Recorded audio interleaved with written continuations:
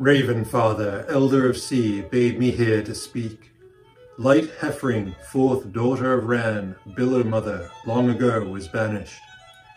Defying her supposed father, she gave herself to a man she had carried, a man of spirit, a man who angered sea with his proposal that he, landed mortal, should have the love of a Billow Maiden. But she joined herself to the man, gave him the coveted form. Sea was angered, jealous at losing the light that shone from lifting hair as she rose high into the wind to smash and break the rock of the shore. Light Heffring was to grow again, as a mortal to suffer with man, not knowing her heritage. Forgetting the love of sisters, never remembering her mother, she would grow landlocked, surrounded by arid expanse, subject to the cruelty and limitation of flesh. Stormfather, elder of sea, bade me protect her in exile. Though of Ran, Billow mother, Light Heffring was not sired by sea. She was Storm's daughter, sister to the Shield Maidens, the daughters of Erda, my mother, the spirit of earth. So, Stormfather, to protect Ran, his one-time consort, the Billow mother, could not openly intervene for fear of war with sea. Thus I, Shield Maiden, bound to the world of man, was transformed, sent to watch, to be companion, to defend Storm's decree, that none but his own would ever take her again. These many years I have walked with her. Since we were small, we have played as children, known ourselves to be sisters. But I lost her in the silence. I was separated in the dark, and I saw the ravens as I searched, knew their message to Ravenfather. I feared I would not find her. Heffring, almost, had been taken by one who would own a wave, but something had changed in her over those years, traveling in mountain and desert. And though tricked, she broke free. In the midst of man's dark isolation, she fled. For me, the pursuit was cold. Time passed, and I heard nothing.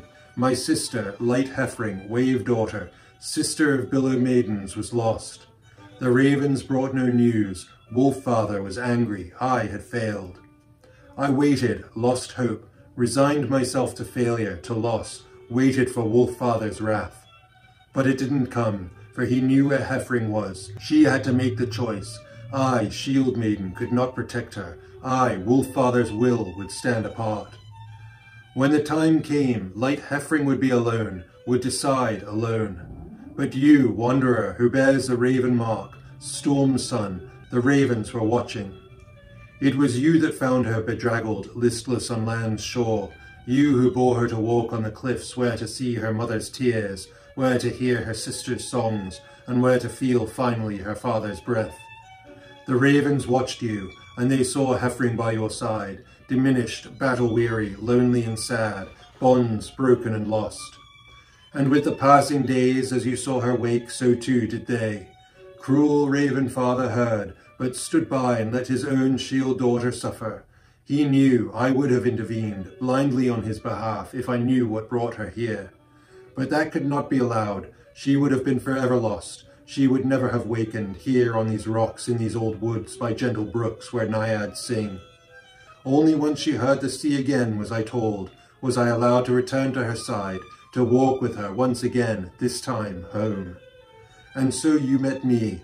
True to your name, you protected my ward, and gifted me arms of bloodwood. You, who sacrificed to the ravens, so you see me now, to hear this story. You who worship waves, so you may see Light Heffring again. As the Shield Maiden finished, the wind picked up, and blew against the three figures. The Shield Maiden's black battle cloak buffeted about her till she was gone, and only the silken ravens remained to swim on their father's breath along the rocks above the sea.